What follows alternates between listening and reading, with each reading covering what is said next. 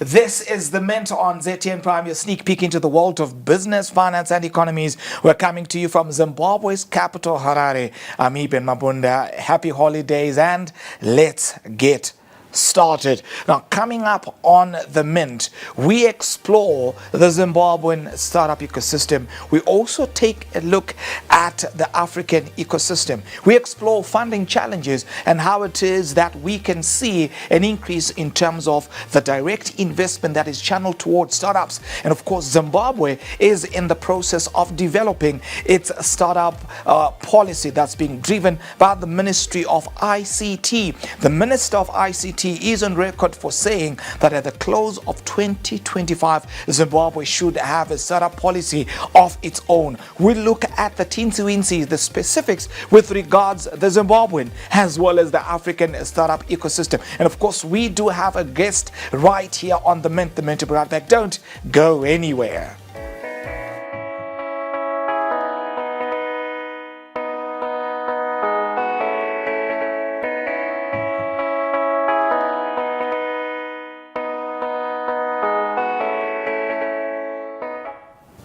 You're watching The Mint as we come to you from Zimbabwe's capital, Harare. I am Eben Mabunda. Now, we are exploring the Zimbabwean as well as the African startup ecosystem and looking into how it can be developed and how it can be accelerated. Now, for that conversation, I'm joined in studio by Audrey Simbiso Chidawanyika, startup growth strategist and chief of staff at AfriLabs. Audrey, hello and welcome to The Mint. Thank you so much and happy holidays. Happy to be here in studio today. Thank you very much. Fantastic, and we're glad to have you in this very conversation. Now, to break the ice, do we have African ecosystems or we have an African ecosystem?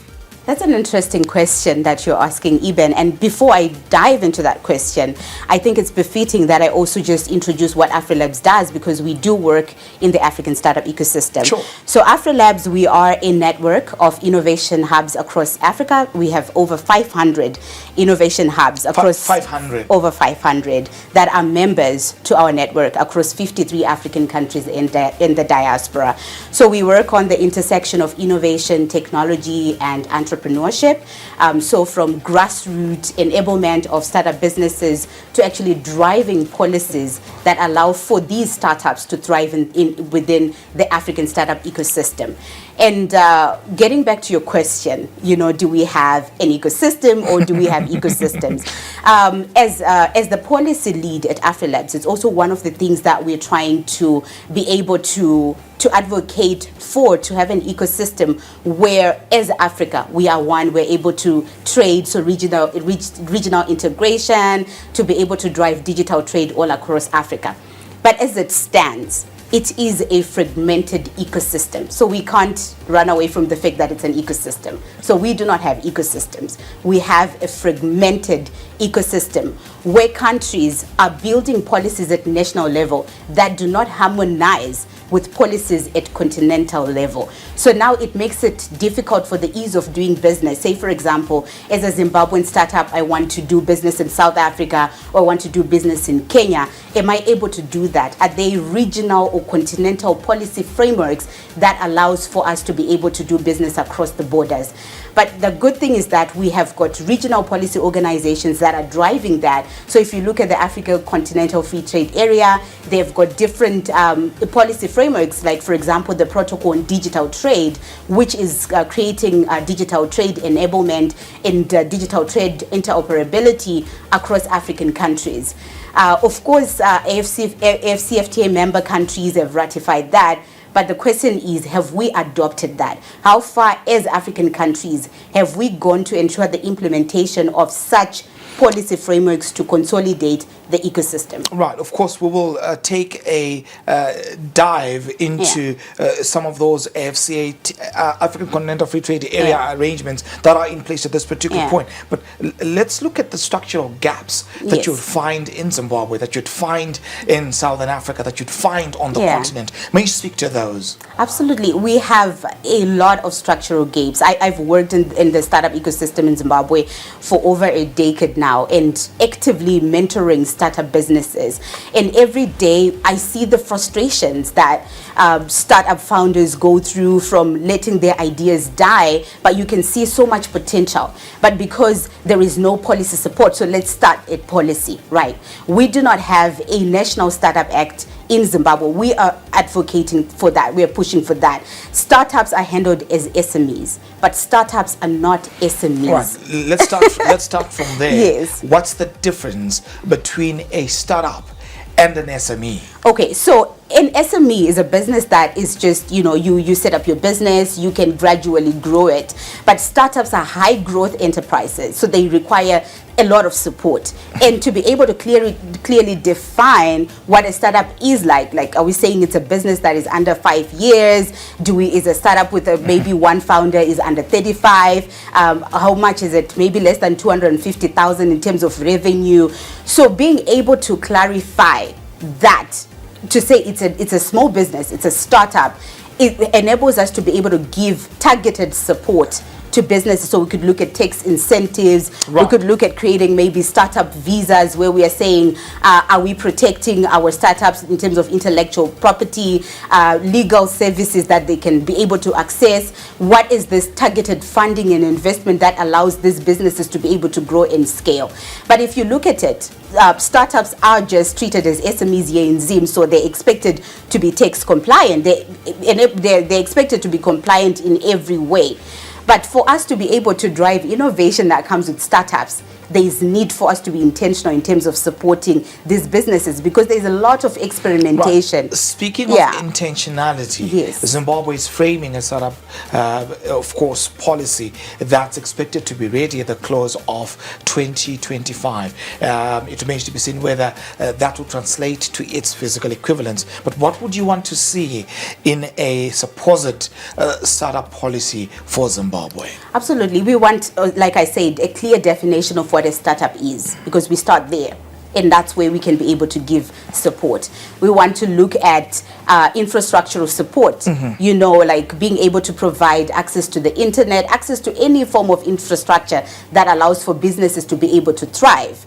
And at subsidized costs, because startups, they want to experiment. So giving them an enabling environment for them to be able to fail, because they shall fail. So to be able to fail fast and to be able to fail forward.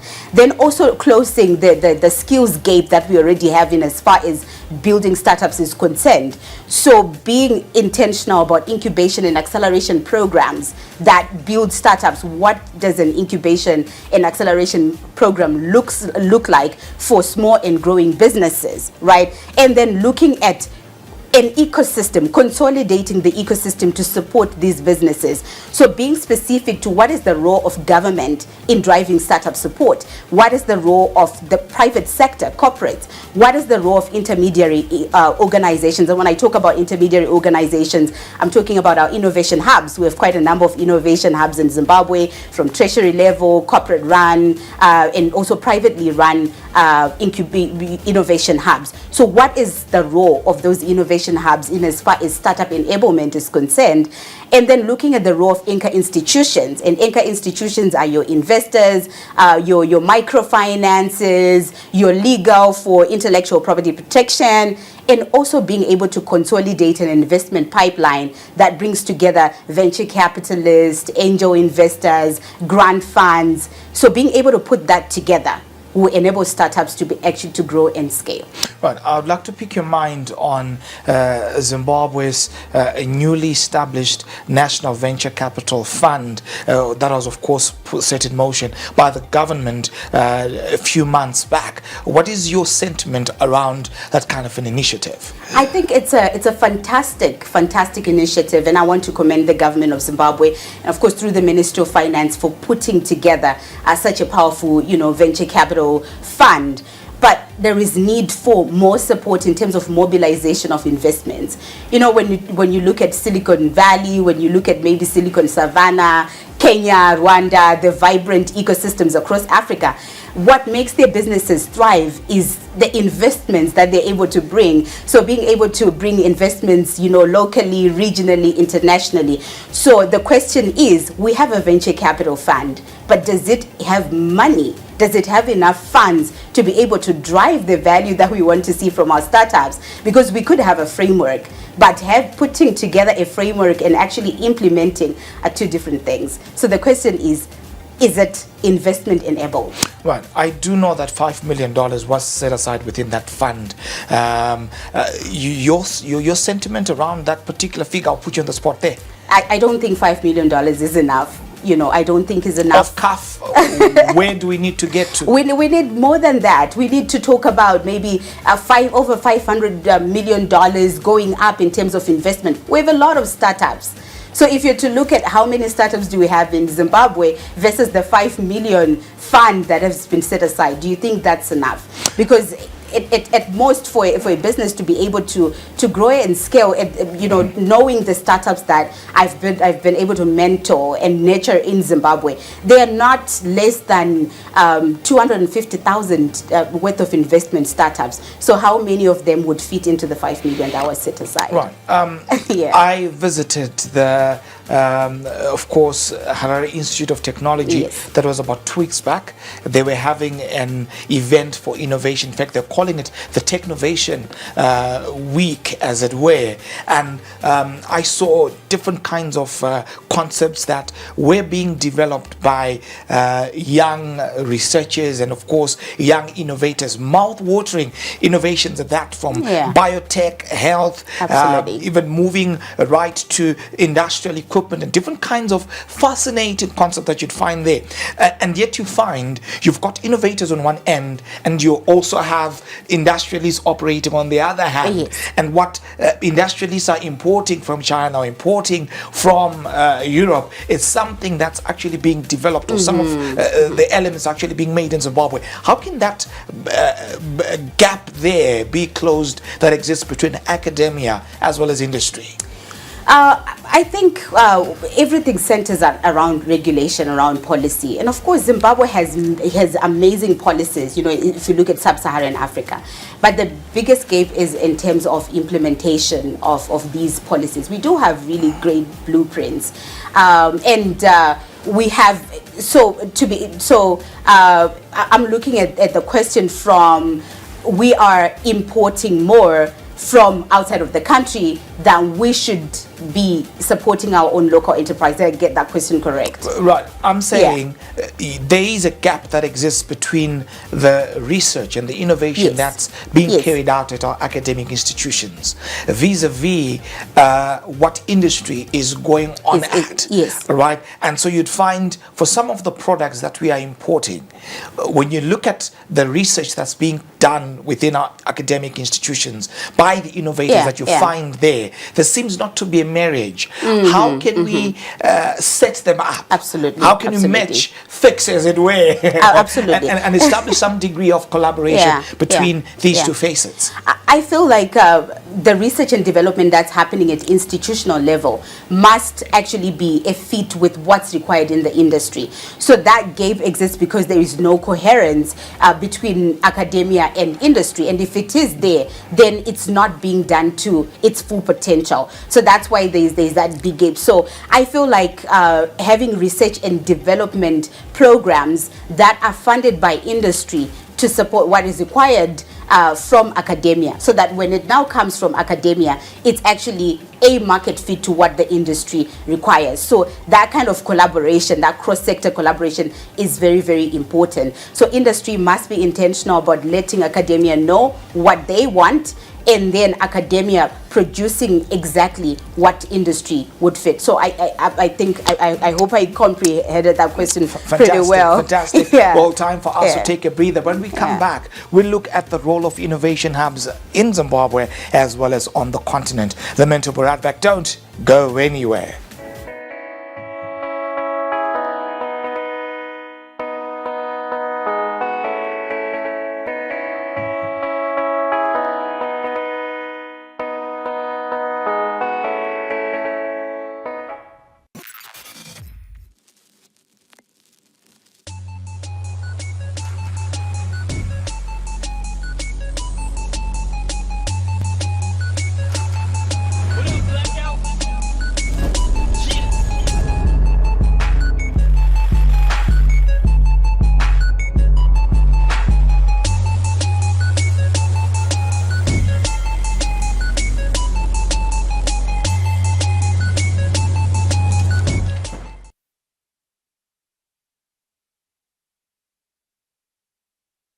didn't graduate.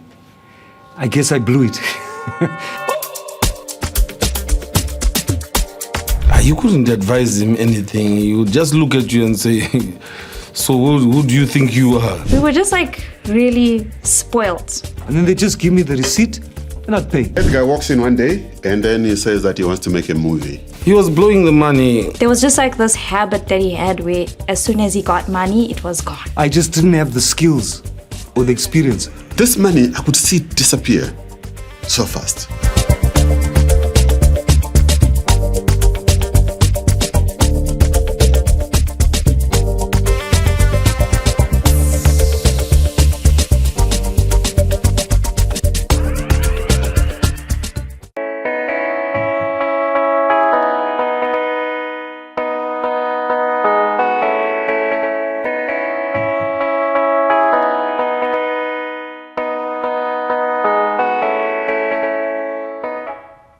You're watching The Mint as we come to you from Zimbabwe's capital, Harare. I am Eben Mapunda. We are exploring the Zimbabwean as well as the African startup ecosystem and how it is that funding can be accelerated, catalyzed and increased to, of course, take startups that are being developed on the continent in Zimbabwe to the next level, of course, akin to Silicon Valley. If you have used Facebook, if you have used Twitter, now X, if you have used Instagram, that once upon a time was a startup. So the big question is, how do we leapfrog Zimbabwean, African startups into the next level and, of course, bring about transformation and leapfrog the African economy? And, of course, we continue the conversation with Audrey Simbiso Chidawanyika, startup growth strategist and chief of staff at AfriLabs. Now, Audrey, let's talk about the role of incubation hubs in Zimbabwe as well as on the continent. Absolutely. So incubation hubs and accelerators, they play a critical role in as far as startups are concerned. But the question is, are we getting the concept right? Because to say we have spaces and to actually have to build systems are two different things. So what I've seen is that in most in most countries, and particularly Zimbabwe, if I can say, we have a lot of co-working spaces versus incubators. Right. So incubators are places where we allow our businesses to be able to experiment. We give intentional support. Right. And like I said, intentional support in terms of investment, we need to put patient and catalytic capital that allows for experimentation, because these startups are charting new paths. We need to have spaces where infrastructure is in place, from your connectivity to the ease of doing business. We need a space where businesses can learn for human capital development, so they can learn skills to be able to drive the value that they're trying to drive. And also incubators and accelerators that allows us to build a solid ecosystem. And I mentioned about, incubators that are able to bring the public sector, private sector, anchor institutions and investors into the space, so bringing together support for these businesses. And it's something that I feel we have not been able to get here in Zimbabwe in as far as hubs are concerned. And working across Africa in an organization that has member hubs, you get to see how other countries are getting it right and where we are lagging behind. So I feel like that intentionality, even from our state-owned innovation hubs, which are in institutions, to privately owned innovation hubs, which are corporate owned or that are being run by individuals. That intentionality of building incubation programs that offer solid support to startups, and also consolidating the ecosystem so that it favors the growth of these businesses, is something that we're yet to bring to action. Right. The first question I asked you was whether we have African ecosystems vis-a-vis the African ecosystem. Now let's reflect on that against the context of the African continental free trade area, and there being one voice and a unified policy that seeks to promote the growth of African startups. You look at what's happening in Latin America, there is some progress that you find in Argentina, you look at Colombia, and what they're trying to build through the tertiary institutions. You can tell there's that degree of intentionality that crosses or that goes beyond borders. How can we as a continent work together comprehensively to advance African startups? Absolutely. I think to just support the frameworks that have been put in place. Our African presidents have ratified, they've signed into action all these frameworks and resources that are being offered through the African Union, through AFCFTA, which is also part of the African Union. Now, when it's ratified, it's put into action, they're saying, let's run with it. It comes back to us, you know, to say, how are we taking advantage of that? So say, for example, the AFCFTA has its protocol on digital trade, which is a framework that was put in place to be able to enable digital trade across African countries. But are our people here in Zimbabwe, our businesses, are they sensitized to it? Do they know what are the instruments within that protocol on digital trade that they can take advantage of? Do they understand what digital trade interoperability is? Do they understand the digital public infrastructure that has been put in place within that framework to allow the ease of doing business? Do they understand digital identity, digital payments, data exchange? Do we understand that? And if we understand that, do we have do we have tools in place to be able to drive that, to support such frameworks? So many a times it just hinges in, we have this, but when it comes to implementation, it's one thing. So that's why there's need for us to have a unified voice for each and every ecosystem player to do what they must do to ensure that the ecosystem is enabled. Right. Let's talk about some of the trends that we seem to be seeing on the continent. You have the big four operating on one landscape, and then you've got the rest of the continent operating on another. Different statistics would tabulate different figures. Some figures would indicate that there was funding of about $5 billion or $4.9 to $5 billion that was directed towards startups in 2024. Others would place the figure $2 billion. I saw one that placed it at 1.5. But one thing is quite common. You've got the big four on one plane and you've got the others on the other. What is it that Egypt, South Africa, Kenya are doing right that the rest of the continent need to copy and paste? The ease of doing business. They have gotten it right. Businesses want an environment that nurtures what they're trying to do, that recepts their ideas. And when it comes to regulatory enablement, that's where they've gotten it right. If you look at the big four that you're talking about, they do have startup acts in place. Tunisia has a startup act. Nigeria has a startup act. Kenya also does, or if not, they've got frameworks that actually support businesses from whether it's technology enablement, it's intellectual property protection, or investment itself. They've gotten it right in creating an environment that attracts investors, whether it's locally, regionally, or internationally. So this is this is what other African countries must be able to get and catch up to. And it's said that we always play catch up. Even when you look at Zimbabwe, we're always trying to catch up. But we need to change the mindset so we understand that we need to lead. And how we lead is ensuring that our policies are aligned with the Continental Development Agenda. Our policies are aligned with what's happening worldwide in as far as supporting businesses is concerned. So when we look at investments, do we have government-backed investments that allows for businesses to thrive? And is our policies attracting foreign investments that our governments can be able to cascade down to startups, or maybe through the venture capital fund?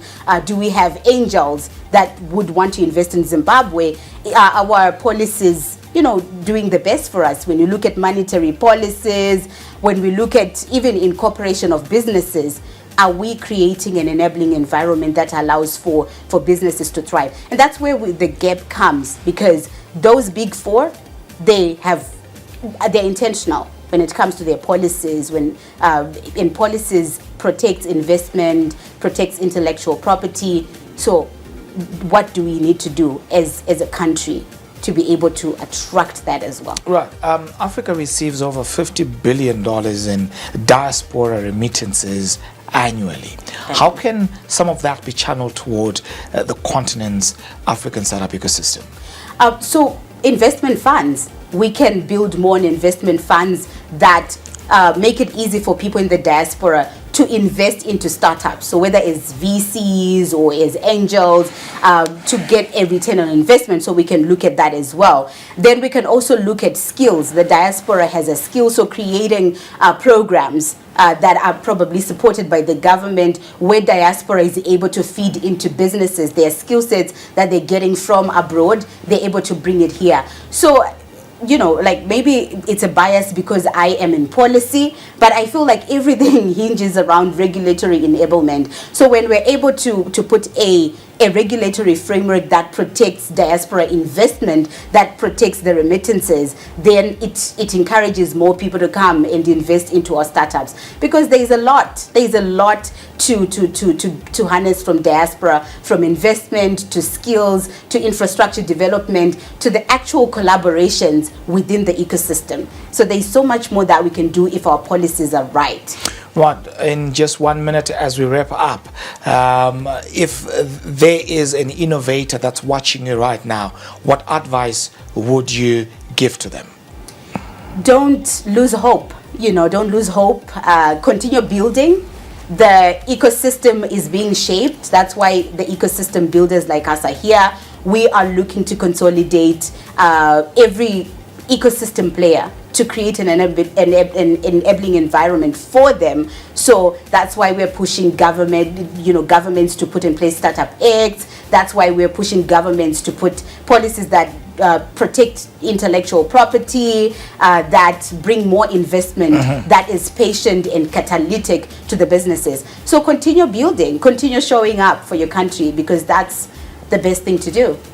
Audrey Chidawanyika, Startup Growth Strategies and Chief of Staff at AfriLabs. Audrey, thank you for appearing on The Mint. Thank you so much for having me. Fantastic. Such a pleasure. Well, of course, that's a wrap on The Mint today. Do follow us on our social media handles, the Zim Papers TV network, as well as at ZTN Prime. Your views and your thoughts are important to us. Remember to catch us every weekday, 2 p.m. Central African time, for the juiciest business stories in Zimbabwe, on the continent, as well as beyond. I'm Eben Mabunda, the money man. Let them do what they do. When we do what we do, we mint business. Thank you for watching and have a good day.